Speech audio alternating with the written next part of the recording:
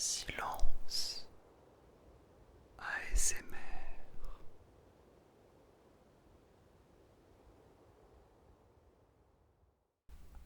Bonjour à tous, bonsoir, j'espère que vous allez bien. Mettez-vous bien, prenez votre meilleur blend. Dans cette séance, nous allons parler musique. Si tu me suis depuis quelque temps,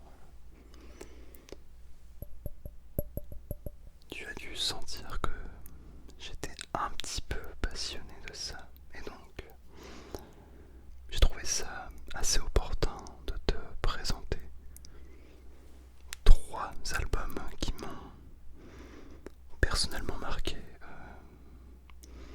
durant ces dernières années. Et voilà, je trouvais ça sympa. Ça pourra aussi te donner peut-être de nouveaux artistes à découvrir.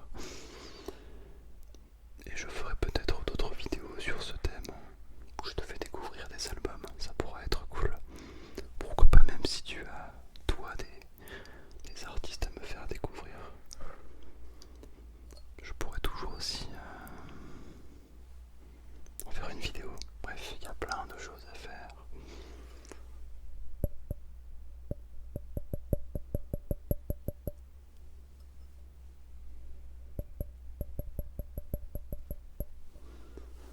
Et on commence tout de suite avec un premier album. Donc il s'agit de l'album 10,000 Days du groupe Tool. 10,000 Days, un très joli album. Donc c'est un album qui est sorti en 2006.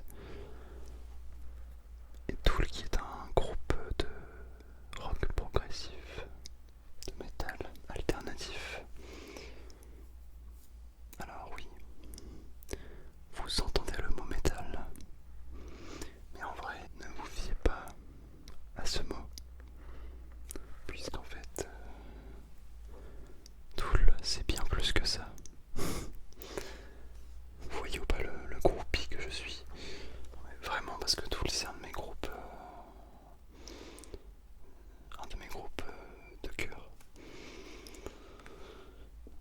Enfin bref, au-delà de ça, cet album est assez marrant parce que t'as des sortes de lentilles comme ça, et le principe, c'est que je vais essayer de tout faire comme un grand. Là, comme tu peux le voir, à chaque fois, il y a une sorte de catalogue avec 2 images.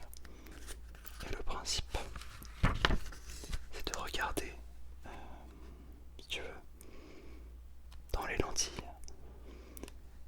Et il se trouve que quand tu regardes les 2 images, et ben en fait ça donne un effet de 3D. Et tu as l'impression d'être dans l'image. C'est fabuleux, c'est merveilleux. Donc je trouvais ça vraiment original pour le coup. Il doit y avoir une vingtaine de clichés différents. Donc il y a un peu de tout, hein, vraiment. Je sais pas si on peut bien voir.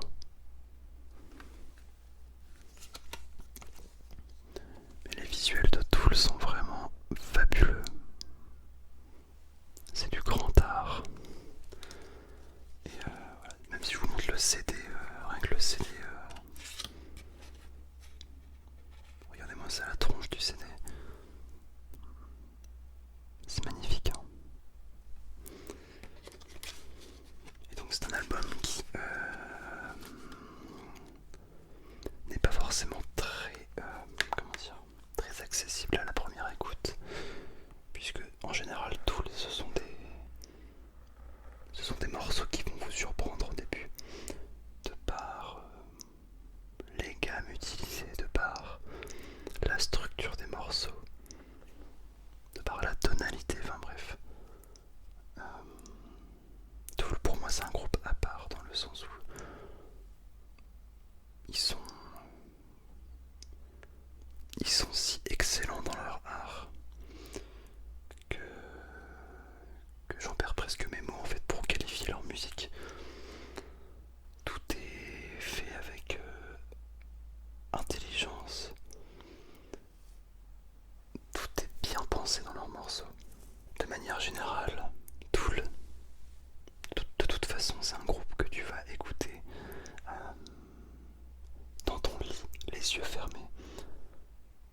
parce que les compos sont tellement immersives, sont tellement dans une ambiance que déjà c'est le genre de son que tu écoutes seul parce que ça te demande un effort aussi intellectuel si tu veux. Enfin bref, je pourrais vraiment faire une vidéo entière sur tout, aller vraiment dans les détails, les parties rythmiques, la batterie avec Danny Carey ou les parties de guitare, enfin c'est vraiment un truc de fou tout là. Plus les visuels, bon on en passe un mais voilà, si tu veux, hein, je t'invite à aller l'écouter cet album. Et un son qui pourrait être pas mal. Il faut savoir que dans tout il y a des sons qui fonctionnent ensemble.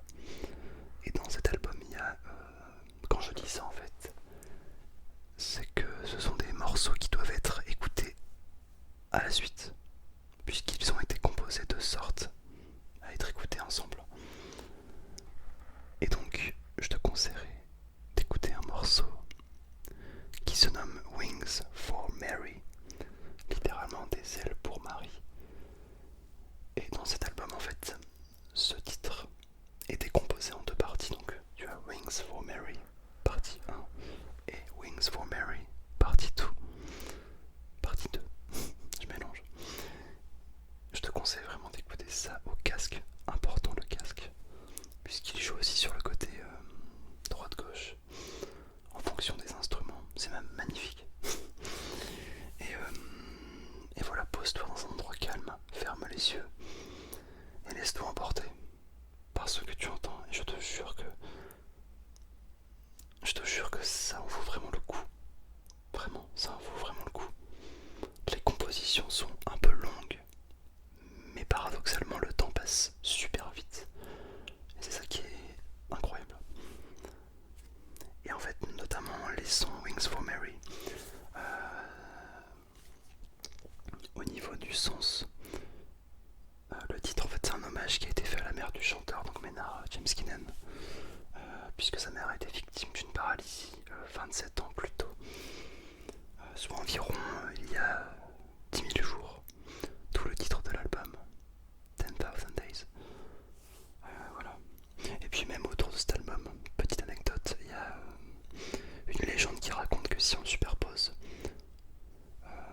deux sons de l'album, c'est-à-dire il y a un son qui s'appelle Phoenix Dress et Wings for Mary partie 2, c'est-à-dire que si vous lancez les morceaux en même temps, vous obtiendrez un nouveau son. Vous voyez un peu le truc. Bon, ça a été prouvé comme quoi c'était pas forcément vrai parce qu'il y a des passages qui marchent, mais d'autres non. Donc c'est assez bon. Mais c'est quand même un fun fact, je trouvais. Bon, maintenant on va passer à un deuxième album que j'ai déjà présenté, il me semble, une fois. Mais bon, pour cette, on va dire, série, je le remets. Hein, c'est un album de Metallica. Je cache le titre avec mon doigt. And Justice for All. And Justice for All. Donc lui, qui est un album aussi que j'ai torché, pour parler poliment, et qui date de 88. Donc c'est du pur thrash metal, hein, vraiment là c'est là pour le coup on est vraiment plus dans le côté bourrin du métal. Et donc c'est le quatrième album studio du groupe. Et il faut savoir que c'est le premier album qui a été enregistré suite au décès bien du bassiste de l'époque, c'est-à-dire Cliff Burton. Si vous connaissez un minimum Metallica, ça doit vous parler, Cliff Burton. Puisqu'en fait, ils ont eu un accident de voiture, ils étaient en groupe, à 4. Et il se trouve que, bien, lors de l'accident, le seul qui a laissé sa vie, c'est Cliff Burton. Et donc cet album, voilà, est celui qui est sorti juste après son décès. Mais d'ailleurs, Cliff Burton a participé à la composition aussi de certains titres, comme To Live Is To Die. Il avait commencé à composer la ligne de basse et particulièrement lui est dédié puisque c'est en quelque sorte un hommage à son travail, hein. Vraiment. Au-delà de ça, cet album a été énormément critiqué par son manque de basse. Parce que c'est vrai que si vous l'écoutez cet album, il manque cruellement de basse, hein. Alors ça ne veut pas dire que ça perd en qualité, mais quand même la basse, c'est tellement important dans un morceau que là-dedans vous le ressentez. Il manque un côté lourd, tu vois. Il manque un lien entre la batterie et la guitare. Mais bon, très bon album quand même. Et autre anecdote, le dernier son qui porte le nom de Dyer's Eve, un titre excellent avec de la double pédale à 180 BPM, enfin c'est un truc de dingue, c'est impressionnant. Et en fait ce titre, eh bien en fait au niveau des paroles, j'ai quand même pris des petites notes parce que des fois c'est un peu, voilà, on se souvient pas de tout, mais c'est un peu un message du chanteur, donc James Hetfield, à ses parents.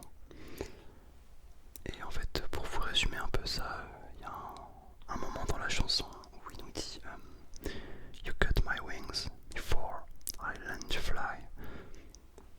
Littéralement, vous m'avez coupé mes ailes avant même que j'apprenne à voler. Et donc ça nous fait un peu réfléchir sur l'enfance qu'il a pu avoir, peut-être un peu compliquée. Bon,